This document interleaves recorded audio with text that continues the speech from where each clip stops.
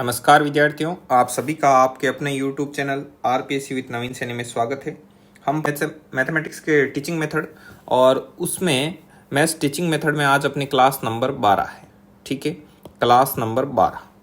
तो इसके लिए अपन क्या करेंगे, देखिए अब हम पढ़ेंगे आज गणित शिक्षण की विभिन्न तकनीकें। ठीक है कि भाई गणित शिक्षण को पढ़ाते समय अपन कौन कौन सी तकनीकें काम में लेते हैं। तो पहले अपन एक समझते हैं कि आपने आज तक मैथ्स में आपने देखा होगा टीचिंग मेथड में दो नाम मिलते हैं आपको, एक तो विधियां और एक प्रविधियां। ठीक है, तो विधियां क्या होती है कि पूर्व नियोजित प्रक्रिया या सोपानों से गुजरती है। विधि जैसे आपको किसी मेथड से पढ़ाओगे, व्याख्यान विधि से, प्रयोगशाला विधि से, जो भी है आपके पास, ठीक, तो वो पूर्व नियोजित प्रक्रिया है। ठीक है, जो कि निश्चित चरणों से गुजरती है, उसको बोलते हैं विधियां। लेकिन प्रविधियों को ऐसे मान सकते हो कि इन विधियों की जो सहायक होती है, कैसे, देखो प्रविधियां अर्थात तकनीकें ये पूर्व नियोजित या सोपानों के रूप में नहीं होती, अर्थात ये पहले से तय नहीं होती है प्रविधियां। ठीक है, तथा इन्हें आवश्यकता अनुसार विधियों की सहायता के लिए प्रयुक्त किया जाता है। आगे बात समझ में, यानी कि ये पहले से तय नहीं रहेगी, बट आपको जब हेल्प चाहिए होगी तो हम क्या कर लेंगे, इसका प्रयोग कर लेंगे। इन्हें बोलते हैं प्रविधियां। अर्थात प्रविधियां है वो विधियों की क्या होती है, सहायक होती है। ठीक है, आज ये हम नया नोट पैड काम ले रहे हैं, जो ये नोट्स लिखने का जो है ये फॉर्मूला एप्लीकेशन, ये नया काम में ले रहे हैं। ठीक है, ये पूरा ही कैसे मिट रहा है, एक सेकेंड रुकना। ठीक है, अब देखिए अब इसके आगे ये क्या है, एक बार मैं प्रयोग कर लेता हूँ। मैं खुद आज पहली बार काम में ले रहा हूँ इसको। ठीक है, ठीक है, चलो आगे बढ़ते हैं। आगे है आपका मौखिक कार्य। तो मौखिक कार्य में क्या होता है, गणित शिक्षण, सबसे पहले मौखिक कार्य का प्रयोग करते हैं इसमें मैथ्स में। कैसे, गणित शिक्षण की आरंभिक सीढ़ी माना जाता है मौखिक कार्य को, और यहीं से आपका पहला ही क्वेश्चन पुटअप होगा कि गणित की जो आरंभिक सीढ़ी किसे माना जाता है, तो गणित की आरंभिक सीढ़ी माना जाता है मौखिक कार्य को, तथा इसकी आवश्यकता प्राथमिक स्तर से लेकर उच्च स्तर तक पड़ती है। ठीक है, ये भी मैथ्स पढ़ाने की एक तकनीक में शामिल है, मौखिक कार्य भी। ठीक है, और मौखिक कार्य जो मौखिक कार्य है वो मस्तिष्क का ऐसा सहज उद्वेलन होता है, प्रोसेस होता है। मौखिक कार्य मस्तिष्क का ऐसा प्रोसेस है जिसमें गणनाओं, सूत्रों, सिद्धांतों को स्मरण कर यथास्थान प्रयुक्त किया जाता है। अर्थात स्मरण मात्र से ही क्वेश्चन को क्या कर दिया जाता है, सोल्व कर दिया जाता है। ठीक है, तो इससे क्या होता है, आप मुक्त जबानी ऐसे हर चीज को सोल्व करते हो, तो एक तो आपका जो मतलब तर्क, चिंतन शक्ति वगैरह, उन सब में क्या होता है, इंक्रीज होता है। तो देखो मौखिक कार्य के महत्व भी दिए हुए हैं। ठीक है, कि गणित में यांत्रिक कुशलताओं को विकसित करने में सर्वाधिक महत्वपूर्ण है। यांत्रिक कुशलता मतलब आप मुक्त जबानी सोल्व करो, कैलकुलेशन को स्पीड से करो। ठीक है, क्वेश्चन को देखकर उसका अवलोकन मात्र से उसका हल निकालो। तो ऐसे कौशल आप में विकसित होते हैं मौखिक कार्य के माध्यम से। ठीक है, इससे स्मरण शक्ति, एकाग्रचित्ता, ध्यान जैसी मानसिक शक्तियों का विकास भी होता है। आपका कंसंट्रेशन बढ़ता है। क्यों? क्योंकि आप जैसे एक तो लिख लिख के सोल्व करते हो, तब आप लिखते वक्त कहीं खो भी जाते हो, लेकिन जब आप मौखिक तौर पर आपको सटीक जवाब देना होता है, तब आपका पूरा दिमाग वहां पर कंसंट्रेट रहता है। ठीक है, पढ़ाई गई विषय वस्तु की पुनरावृत्ति में सहायक है। ठीक है, आपने एक बार तो चलो सोल्व कर करके पढ़ लिया, लेकिन अभी यदि उसका रिवीजन करना हो तो उस समय मौखिक कार्य सहायक है। ठीक है, यह लिखित कार्य का आधार भी होता है। लिखित कार्य का आधार कैसे होता है, जैसे जब आप सही उच्चारित करते हो, सही उच्चारित कब करते हो, जब आपके दिमाग में उसकी सही इमेज बने। ठीक है, अब दिमाग में सही इमेज नहीं है तो आप लिखोगे भी सही कैसे। ठीक है, तो मतलब लिखित कार्य का ये आधार होता है। और शीघ्र विचार करने की क्षमता का विकास होता है। ठीक है, तो बालक क्या होता है कि भाई जल्दी जल्दी ऐसे एकदम सीख जाता है बोलना वगैरह सब, एकदम जो ये विचार करने की क्षमता होती है ना, विचार करने की क्षमता का विकास हो जाता है कि वो जल्दी से सब कुछ फटाफट सोच पाए। ठीक है, आगे देखिए, अब आगे है लिखित कार्य। तो लिखित कार्य क्या होता है, लिखित कार्य में जिन गणितीय समस्याओं का हल मौखिक संभव नहीं होता है, तो उसमें क्या करते हैं, पेपर पेंसिल का प्रयोग कर जो कार्य किया जाता है उसे लिखित कार्य कहते हैं। गणित शिक्षण में लिखित कार्य के निम्न महत्व है। जैसे जिस काम को आप मुक्त जबानी सोल्व नहीं कर सकते हो, तो उसमें लिखित कार्यों का क्या किया जाता है, प्रयोग किया जाता है। फिर पेपर पेंसिल का क्या करते हैं, प्रयोग करते हैं। ठीक है, अब देखो इससे क्या होता है कि जैसे बालक मौखिक रूप से बोलता है तो हो सकता है उस समय आपके वो त्रुटि पकड़ में नहीं आए, क्लास में और भी आवाजें होती रहती है, लेकिन गणितीय कार्य में जो त्रुटियों का सही पता लगाने में ये बिल्कुल सहायक है। ठीक है, त्रुटियों का एकदम ढंग से पता लग जाता है इसमें। ठीक है, और ये अधिगम की दिशा का निर्धारक भी होता है। ठीक है, ये अधिगम को दिशा भी देता है लिखित कार्य, क्योंकि लिखा हुआ कार्य है वो क्या होता है, अभिलेख संधारण की तरह एक तरीके से ये क्या होता है, रिटर्न प्रूफ होता है। ठीक है, आज से मतलब 7 दिन बाद 10 दिन बाद भी आप चेक कर सकते हो कि उसने उस समय उस तारीख को क्या गलती की थी। तो ये अधिगम की दिशा को डायरेक्शन देता है। ठीक है, मूल्यांकन का सही निर्धारण है वो लिखित कार्य के आधार पर ही होता है। ठीक है, मतलब मूल्यांकन का एक तो उसकी हैंडराइटिंग पता चलेगी, उसका जो कौशल है, कौशलात्मक विकास कितना हुआ है उसका भी पता चलेगा। ठीक है, तो मतलब अब क्या होता है ना, ज्ञानात्मक, भावात्मक और क्रियात्मक पक्ष, तो क्रियात्मक पक्ष का भी इसमें ज्ञान हो जाता है। ठीक है, और बच्चे का कॉन्फिडेंस भी लिखावट में झलक जाता है। तो इस हिसाब से मूल्यांकन करने में एकदम परफेक्ट है। और पिछड़े और मंदबुद्धि बालकों के लिए अत्यंत उपयोगी है। पिछड़े और मंदबुद्धि बालकों के लिए उपयोगी क्यों है? क्योंकि पिछड़े और मंदबुद्धि बालकों की इतनी क्षमता नहीं होती कि वो मौखिक अंजाम दे सके मैथमेटिकल प्रोसेस को। तो मंदबुद्धि बालकों के लिए ये ठीक है, वो लिख लिख कर आप अपने आराम से जितना उनसे बन पाएगा वो कर लेंगे। ठीक है, कार्य को क्रमबद्ध एवं व्यवस्थित करने की प्रवृत्ति का विकास होता है। अब बोलते हो तो क्या है, वो आगे पीछे भी बोल सकते हैं, लेकिन अब लिखेंगे तो वो सीक्वेंस से आगे से आगे, आगे से आगे, ऐसे मतलब क्रमबद्धता विकसित हो जाएगी। ठीक है, अब देखो, अब आता है नेक्स्ट, अभ्यास कार्य। तो मैथ्स में अभ्यास कार्य ही सब कुछ है, ये मान लो। ठीक है, अभ्यास कार्य का बहुत बड़ा रोल होता है मैथमेटिक्स में। गणित शिक्षण में बालकों को किसी सूत्र, नियम, सिद्धांत का ज्ञान करा दिया जाने के पश्चात इसी पर आधारित पुनरावर्ती प्रश्नों को लिखित में हल करना अभ्यास कार्य कहलाता है। समझ गए? अब इतना तो मैथ्स आप सेकंड ग्रेड की तैयारी कर रहे हो, तो आपका जो मैथमेटिकल अप्रोच है, आपके सोचने समझने की क्षमता तो इतनी विकसित हो चुकी है कि जब मैं पढ़ूं तो नॉर्मल चीज़ें तो आपको समझ में आ ही रही होगी। ठीक है, तो इसमें क्या होता है कि सूत्र, नियम, सिद्धांत बच्चों को बता दिया है, लेकिन उसके आधार पर अपन ढेर सारे क्वेश्चन सोल्व करवाते हैं ना, तो वो सब अभ्यास कार्य कहलाते हैं। और गणित शिक्षण में अभ्यास कार्य का विशेष महत्व होता है। ठीक है, देखो, अभ्यास कार्य बच्चा ज़्यादा करेगा तो उसकी सब्जेक्ट पर कमांड बढ़ेगी। ठीक है, सीधी सी बात है। और उसमें मतलब गणना करने का कौशल भी डेवलप होगा, उसमें कॉन्फिडेंस भी आएगा। और मतलब यदि वो बच्चा क्वेश्चन को सोल्व करेगा, प्रैक्टिस करेगा, तो क्वेश्चन राइट होंगे, तो उसमें एक मतलब मैथमेटिक्स को लेकर उसका जो दृष्टिकोण है वो भी क्या हो जाएगा, सकारात्मक हो जाएगा। ठीक है, तो देखो यहाँ पे दिए हुए भी है, यहाँ पे नीचे, गणित शिक्षण में अभ्यास कार्य का क्या महत्व है। तो देखो, ये गणनात्मक कौशलों को विकसित करने में सहायक है। ठीक है, कैलकुलेटिव पार्ट है वो स्ट्रॉन्ग हो जाता है अभ्यास से। ठीक है, और गणित के ज्ञान का व्यवहारिक उपयोग में सक्षम बनाना। ठीक है, अब व्यवहारिक उपयोग का मतलब होता है कि वो अपनी जो नॉर्मल लाइफ रूटीन है उसमें भी कहीं पर मैथमेटिक्स का प्रयोग हो रहा है, तो यदि उसने अच्छा अभ्यास किया है तो मैथमेटिक्स के ज्ञान का विभिन्न परिस्थितियों में वो प्रयोग कर लेगा। ठीक है, और उसका कॉन्फिडेंस भी हाई होगा, और मैथमेटिक्स के प्रति उसका जो पॉइंट ऑफ व्यू है, नजरिया है, दृष्टिकोण है, वो क्या होगा, सकारात्मक होगा।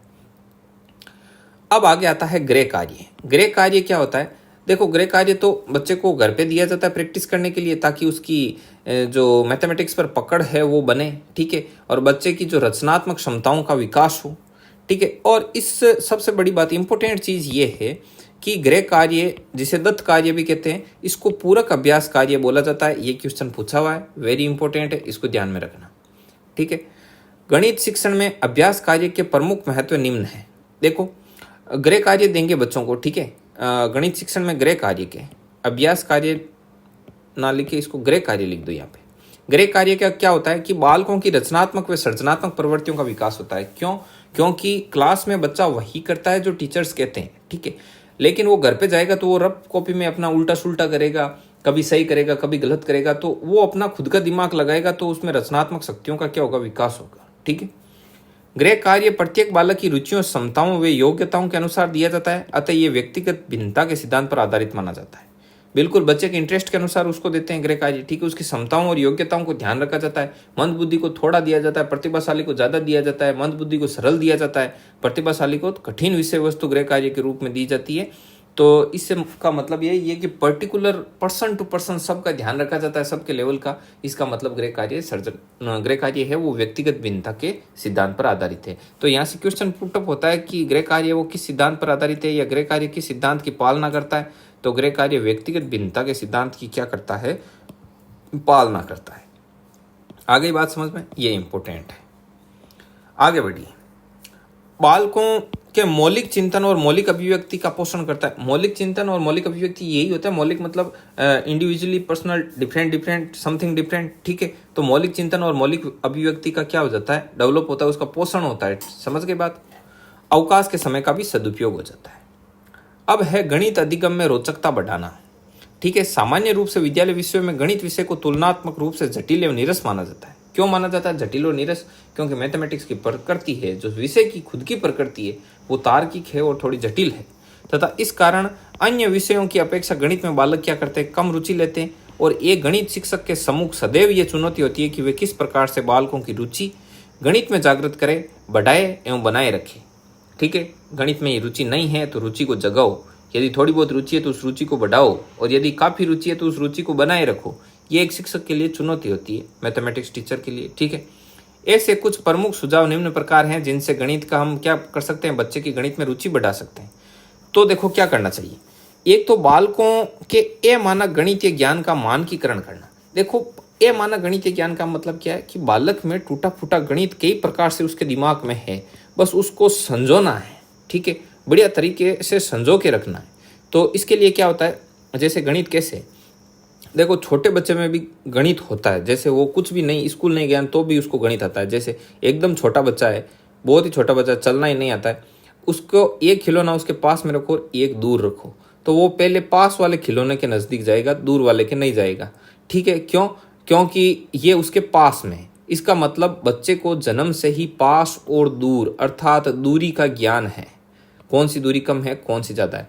एक बिल्कुल छोटा बच्चा, उसको 2 गिलास दो, एक गिलास में कांच की गिलास है, उसमें आधा दूध भरो और एक में पूरा भर दो, तो भी वो बच्चा क्या करेगा, मतलब पूरे भरे हुए दूध को लेगा। तो इसका मतलब क्या है, उसमें गणितीय ज्ञान है। ठीक है, तो अब उसका जो वो गणितीय ज्ञान है ना, वो मानकीकृत है, अर्थात मतलब फॉर्मल ढांचे में नहीं है। बस शिक्षक को क्या करना है, कैसे भी करके अपनी तकनीकों का प्रयोग करके और उसको मानक ढांचे में पिरोना है। ठीक है, और क्या करना चाहिए एक शिक्षक को, अभी देखते हैं। 1 सेकंड इसको रब कर दें। अब देखो गणित की जो मूलभूत दक्षताएं होती है, संख्या ज्ञान और संक्रिया ज्ञान। अब यहाँ पर ये क्वेश्चन पुटअप होता है कि गणित की मूलभूत दक्षताएं कौन सी होती है, तो संख्या ज्ञान और संक्रिया ज्ञान, ये ध्यान रखना, बहुत ही वेरी इंपॉर्टेंट क्वेश्चन पुटअप होता है यहाँ से।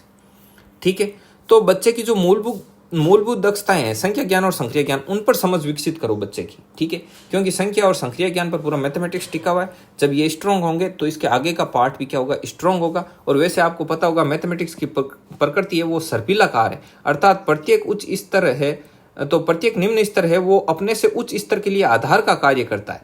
ठीक है, तो मैथमेटिक्स की प्रकृति सर्पिलाकार है। जब इसका आधार मजबूत करोगे तो ऊपर आगे से आगे इमारत भी मजबूत बनती जाएगी। ठीक है, तो इस चीज़ का भी एक शिक्षक को ध्यान रखना चाहिए ताकि मैथमेटिक्स में बच्चों की रुचि बनी रहे। आगे देखो, बच्चों को विभिन्न रोचक गणितीय पहेलियों का निर्माण करना तथा आपस में पूछना। बच्चों को पहेलियां बना कर दो मैथमेटिक्स की। ठीक है, पूछो, उन्हें बोलो कि आपस में डिस्कस करो, पहले कौन सोल्व करता है। तो ऐसे भी बच्चों में मैथमेटिक्स के प्रति रुचि विकसित की जा सकती है।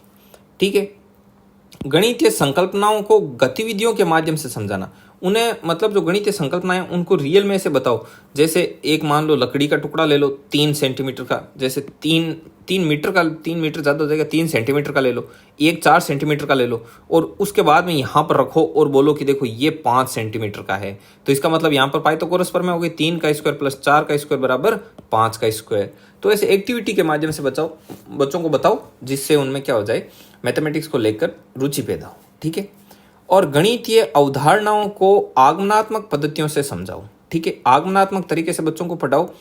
अब आगमनात्मक तरीका क्या होता है, आगमनात्मक पद्धति देखनी है आपको, तो हमने पीछे 11 क्लास अपलोड कर रखी है। ठीक है, उसमें मैथमेटिक्स की सारी विधियां बताई गई है, उसमें जाके देखो कि आगमनात्मक विधि क्या होती है। ठीक है, और यदि आपने रीट वगैरह की तैयारी कर रखी है तो ये आपके बहुत अच्छे से क्लियर है। ठीक है, और देखिए बालकों के गणित के विभिन्न मूल्यों से परिचित कराना। बालकों को देखो, अब कोई भी आदमी किसी भी चीज़ में तब रुचि लेता है जब वो उसको महत्वपूर्ण महसूस हो। तो बच्चों को महसूस कराओ कि मैथ्स आपके लिए महत्वपूर्ण है, मैथ्स का उनके डेली लाइफ से जोड़ के बताओ। ठीक है, तब बच्चा उसमें क्या लेगा, ज़्यादा से ज़्यादा रुचि लेगा।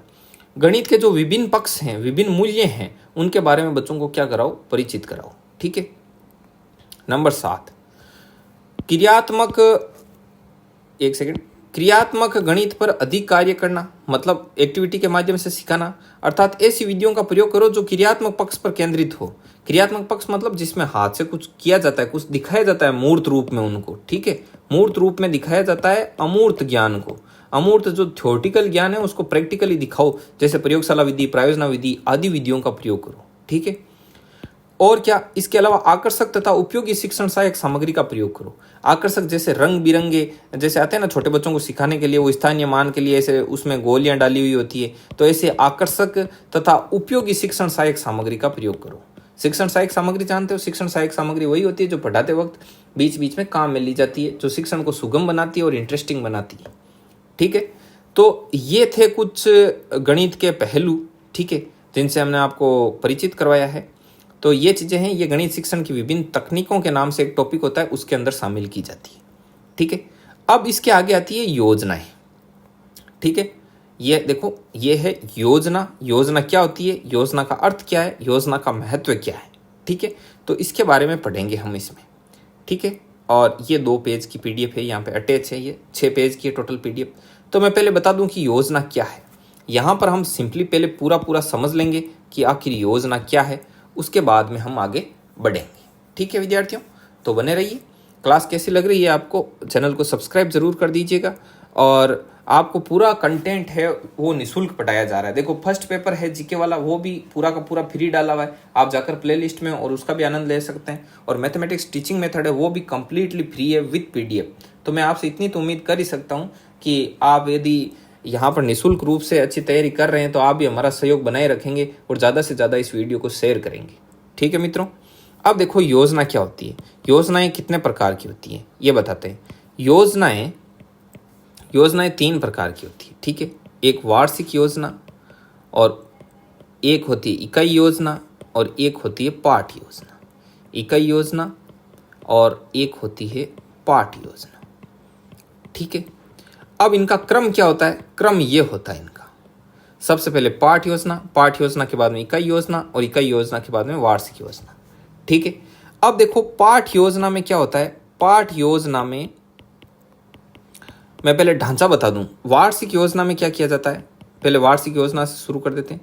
वार्षिक योजना में सबसे पहले पूरे वर्ष के कार्य दिवस देखे जाते हैं कि भाई सरकारी स्कूल है तो कितने दिन अपन कार्य करने एक शिक्षक स्कूल में आएगा, उन कार्य दिवस में कितना पाठ्यक्रम पूर्ण करवाना है, ये पहले से तय होता है कि अच्छा पूरा पाठ्यक्रम कवर करना है। ठीक है, अब इस पाठ्यक्रम को कवर करने में कितनी सहायक सामग्री चाहिए होगी। ठीक है, वो सहायक सामग्री उपलब्ध है या नहीं है। ठीक है, पूरे साल में कितने टेस्ट होंगे। ठीक है, मूल्यांकन कैसे किया जाएगा। ठीक है, इन सभी चीज़ों का ध्यान रखा जाता है। ठीक है, और अब पूरा पाठ्यक्रम है, तो अब मैं बताता हूँ, पूरा मोटे मोटे तौर पर ये बता दिया, अब हम आगे बढ़ते हैं, इसको समझते हैं। देखो पाठ योजना में क्या होता है कि प्रत्येक पाठ को लेकर इस पाठ में क्या शिक्षण सहायक सामग्री चाहिए होगी, कितना टाइम लगेगा, कितने टेस्ट होंगे, मूल्यांकन कैसे करेंगे, निदानात्मक और उपचारात्मक शिक्षण की क्या व्यवस्था होगी, ये सब इसमें तय होता है। उसके बाद में इकाई योजना। इकाई योजना में क्या होता है, इकाई योजना इन सभी पाठ योजना का बापू है। कैसे कि इन सभी पाठ योजनाओं को मिलाकर, जैसे ये 1, 2, 3 ऐसे करके 20 पाठों की पाठ योजना बना ले, तो अब इसमें 3 पाठों की विषय वस्तु सिमिलर है, समझ गए। जैसे ज्यामिति वाले चैप्टर अलग हैं, बीज गणित वाले अलग हैं, सांख्यिकी प्रायिकता के इनके अलग पढ़ा दिए। तो ऐसे करके समान विषय वस्तु के आधार पर जो चैप्टर्स होते हैं उनको छांट लिया जाता है। किस आधार पर, समान विषय वस्तु के आधार पर। और फिर ये इसमें अनुमान लगाया जाता है कि कितनी इकाइयों में बांटा है पूरे के पूरे, कितनी यूनिट में डिवाइड किया पूरे पाठ्यक्रम को। ठीक है, और प्रत्येक यूनिट में कितनी सहायक सामग्री चाहिए होगी, कितना टाइम लगेगा। ठीक है, कितने बार मूल्यांकन होगा, यूनिट टेस्ट कितने होंगे, सब फिक्स किया जाता है। उपचारात्मक और निदानात्मक शिक्षण की क्या व्यवस्था रहेगी। और इन सभी इकाई योजनाओं से मिलकर क्या बनती है, वार्षिक योजना। ये इन सब का बापू है। फिर इसमें पूरी साल का लेखा जोखा तैयार कर लिया जाता है। ठीक है, तो ये है योजनाएं। अब इन योजनाओं को पढ़ लेते हैं। देखो वार्षिक, इकाई और दैनिक पाठ योजनाएं। ठीक है, अब इनको पढ़ते हैं।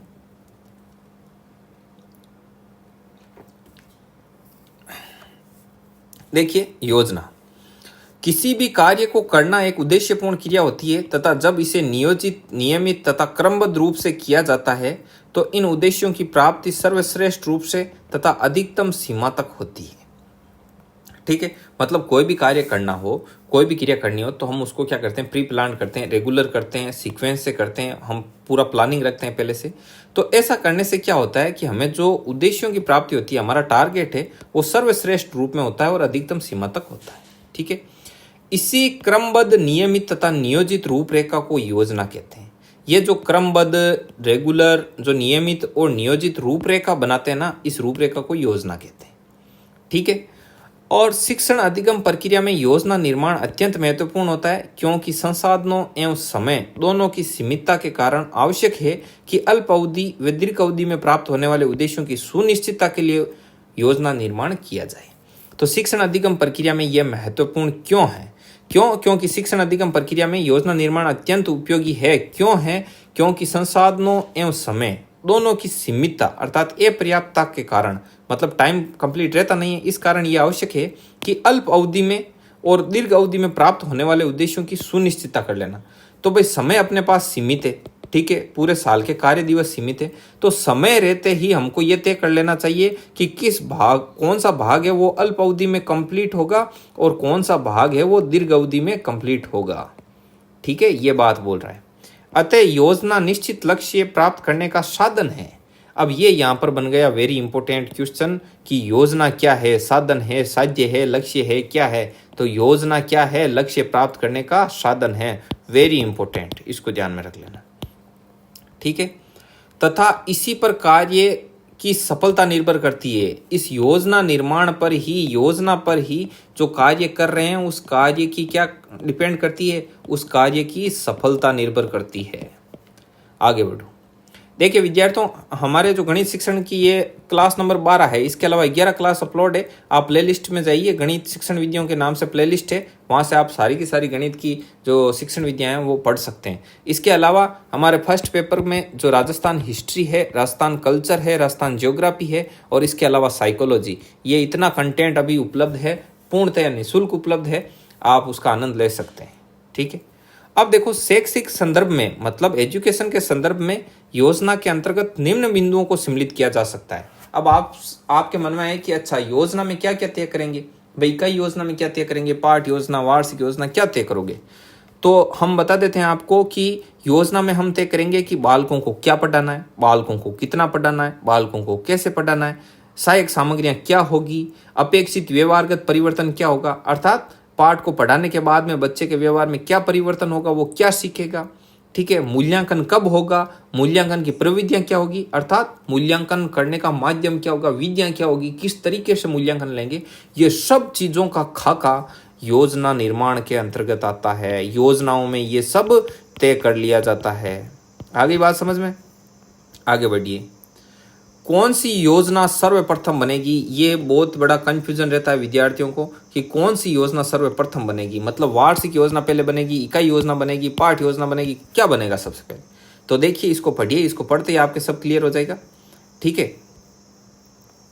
तो दैनिक रूप से विद्यार्थियों को दी जाने वाली विषय वस्तु की योजना को दैनिक पाठ योजना कहते हैं। रोज का रोज जो पढ़ाया जाता है, डेली, ठीक है, विद्यार्थियों को दी जाने वाली विषय वस्तु की योजना, डेली पढ़ाया जाने वाला कंटेंट है, वो दैनिक पाठ योजना कहलाता है। किंतु ये स्वयं उन इकाइयों का अंश होती है जिन्हें पाठ योजना से पहले संगठित किया गया है। लेकिन ये पाठ योजना है वो इकाई योजना का भाग है। क्यों? क्योंकि विभिन्न पाठों के समूह से एक इकाई बनती है और इकाई में समान विषय वस्तु वाले पाठों को एक क्रम में रखा जाता है। ठीक है। तो ये पाठ योजना इकाइयों का क्या हो गई? अंश हो गई। चूंकि इकाइयां हैं वो स्वयं संपूर्ण पाठ्यक्रम का भाग होती है, इकाइयां खुद हिस्सा है पूरे सिलेबस का, एवं संपूर्ण पाठ्यक्रम की योजना को पहले बनाना आवश्यक होता है। अतः सबसे पहले किसको बनाना होगा? वार्षिक पाठ योजना को। अतः योजना निर्माण का सही क्रम यह है, सबसे पहले वार्षिक योजना, उसके बाद में इकाई योजना और उसके बाद में दैनिक पाठ योजना। तो इसका बापू ये, इसका बापू ये। ठीक है। तो इस प्रकार से आगे बात समझ में आपको क्लियर? तो ये चीज है। तो बताइए, अब इसके बाद में अपन वार्षिक योजना, इकाई योजना और पाठ योजना को अलग अलग पढ़ेंगे नेक्स्ट वीडियो में। ठीक है विद्यार्थियों, तो क्लास कैसी लगी इसके बारे में कमेंट बॉक्स में कमेंट करके जरूर से जरूर बताना। और ये पीडीएफ आपको टेलीग्राम पर मिलेगी और टेलीग्राम चैनल का लिंक डिस्क्रिप्शन में दिया हुआ है। ठीक है विद्यार्थियों, मिलते हैं नेक्स्ट वीडियो में, तब तक के लिए जय हिंद, जय भारत।